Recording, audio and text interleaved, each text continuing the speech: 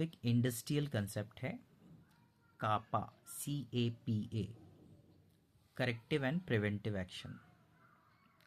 Industry में, production में, किसी ऑपरेशन में कोई ब्रेकडाउन आ जाता है, मशीन ख़राब हो जाती है या कोई मिस्टेक हो जाती है, कोई प्रॉब्लम आ जाती है, तो ये कंसेप्ट फॉलो किया जाता है जिसमें at the point of problem क्या करेक्टिव एक्शन ले सकते हैं उस पर विचार किया जाता है, करेक्टिव एक्शन लिया जाता है ताकि उस प्रॉब्लम का, उस ब्रेकडाउन का इम्पैक्ट पूरे प्रोसेस पर कम से कम हो।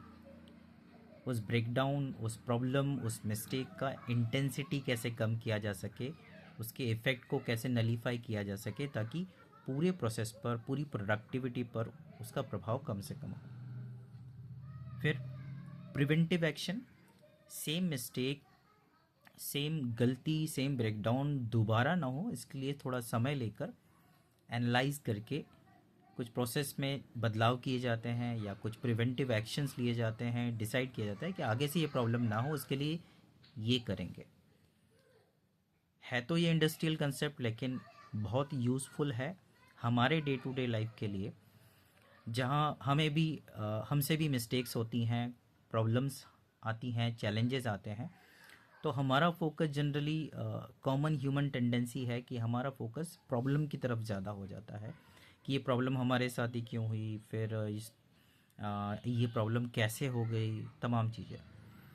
तो अगर हम इस इंडस्ट्रियल कंसेप्ट कापा का यूज़ हमारे डे टू डे लाइफ में कर सकें तो हमारा जो फोकस है, हमारा जो किसी प्रॉब्लम को फेस करने का हमारा जो सिद्धांत है, कंसेप्ट है, परसेप्शन है, वो ज़्यादा सॉल्यूशन ओरिएंटेड हो जाएगी कि at the time of problem हम फोकस करेंगे कि अभी के लिए क्या करेक्टिव एक्शन ले सकते हैं ताकि इस प्रॉब्लम का, इस चैलेंज का, इस गलती का इम्पैक्ट कम से कम हो।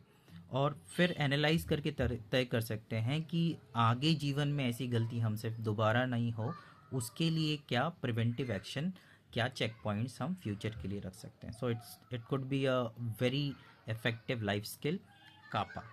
Thank you, take care, bye bye.